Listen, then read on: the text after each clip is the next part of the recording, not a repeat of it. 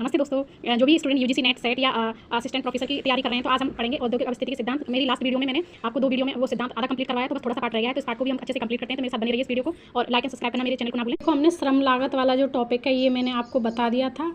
तो श्रम लागत सूचकांक का जो फॉर्मूला होता है श्रम लागत उत्पादित वस्तु का कुल वार। तो ये कई बार आ चुका है। और एक इसमें श्रम लागत वाले में आता है आइसोडाइपेन, ये मैंने लास्ट वीडियो में बता दिया था। और एक इसमें आता है आइसोटाइम, मतलब समान परिवहन लागत वाले बिंदुओं को मिलाने वाली जो रेखा होती है आइसोटाइम कहलाती है। जैसे कि ये समान परिवहन लागत लग रही है ना, तो इस वाली जो लाइन होती है इसको बोलते हैं आइसोटाइम, है ना। आइसोडोपेन होता है श्रम लागत, जितनी श्रम लागत में श्रम लागत और परिवहन लागत होती है, परिवहन लागत में तो क्या होती है, वृद्धि होती है, और श्रम लागत में कमी होती है। इन दोनों को मिला के आइसोडाइपेन कहते हैं। और उद्योग की स्थापना का अंतिम बिंदु क्रांतिक आइसोडाइपेन कहलाता है। ये कई बार आ चुका है। इन तीनों ये आइसोडाइपेन और आइसोटाइम, क्रांतिक आइसोडाइपेन, और श्रम लागत का फॉर्मूला श्रम लागत सूचकांक का, ये कई बार आ चुका है पीवाई के रूप में।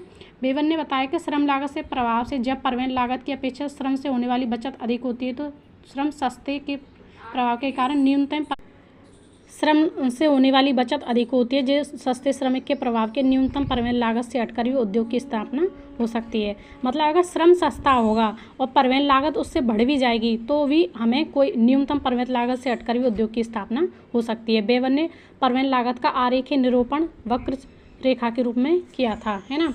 अब तीसरा है, उन्होंने एक इम्पॉर्टेंट फैक्टर बताया था कि अगर औद्योगिक समूह, मतलब जहाँ पे बहुत सारी फैक्ट्रीज़ वगैरह हों और वहाँ पे हम अपने उद्योग को स्थापित करें, तो वो उद्योग भी सही से चलेगा।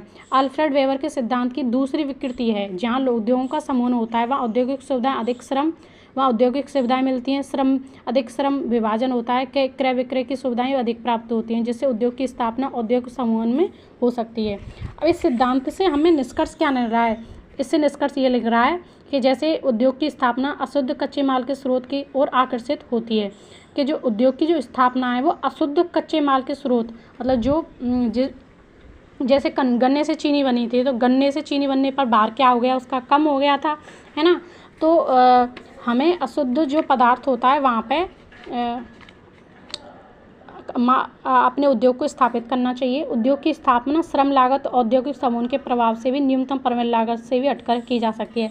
अगर न्यूनतम परिवहन लागत से हटकर श्रम लागत और औद्योगिक समूह के वहाँ भी की जा सकती है। इस सिद्धांत की आलोचनाएं क्या हैं कि व्यावहारिक से समदैशिक प्रदेश पृथ्वी पर मिलना